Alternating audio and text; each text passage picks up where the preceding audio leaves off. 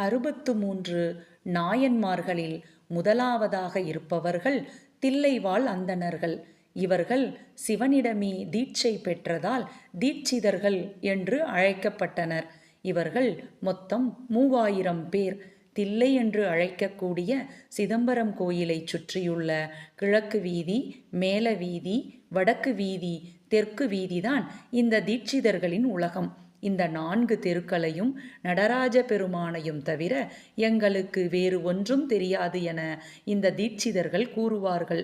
ஒருமுறை பிரம்மாவின் அழைப்பை ஏற்று ஒரு யாகத்திற்காக தில்லைவாழ் அந்தணர்கள் 3000 பேரும் பிரம்மலோகத்திற்கு சென்றனர். திரும்பி வந்தபோது 2999 பேர்தான் இருக்கிறோமே, இன்னும் ஒருவரை காணவில்லையே என்று பதறினர்.